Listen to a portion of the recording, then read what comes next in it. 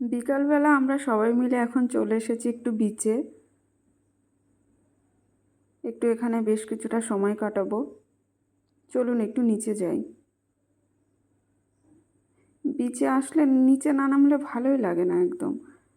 জলটাই যদি ফিল করতে না পারলাম তাহলে আর কি হলো। কি দারুণ হাওয়া, হাওয়াটাতেই মনটা ভালো হয়ে যায়।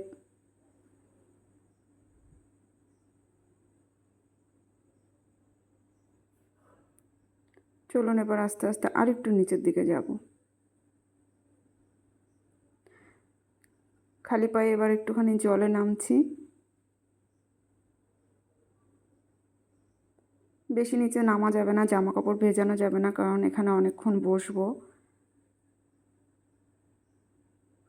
হালকা হালকা ঢেউ আসছে, বেশ ভালো লাগছে।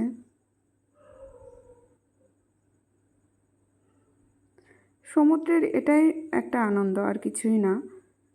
জলটাকেই যতটা পারা যায় এনজয় করি। এখন সন্ধ্যা হয়ে গেছে, এখানে বসে থাকবো রাত অবধি। অনেক স্টল আছে এখানে, খাবার দাবারের দোকান।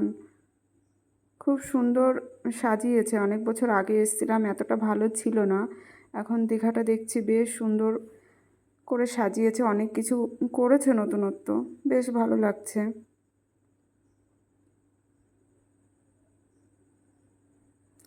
এখন রাত হয়ে গেছে, এখানে বসে একটু চা খেতে হবে। অনেকে এখনও নিচে আছে।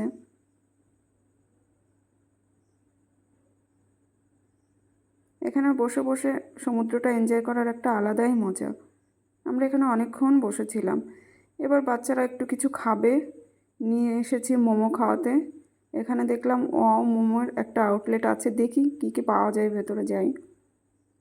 ভেতরে লোকজন তেমন কেউই নেই। ওরা ডিসাইড করতে পারছে না কি খাবে। আমি দেখছি কিছু একটা চুজ করে দেওয়া যায় কি না। যাই হোক, অনেক চেষ্টার পর একটা কিছু পছন্দ হয়েছে, তো ওরা দুজন একটু খেয়ে দেখুক। পরে আপনাদের রিভিউ দেব এখানকার মোমোর টেস্ট কেমন। এরা খাচ্ছে কম, গল্পই করছে বেশি। আর আমি কি করব, বসে বসে পাহারা দিচ্ছি ওদের।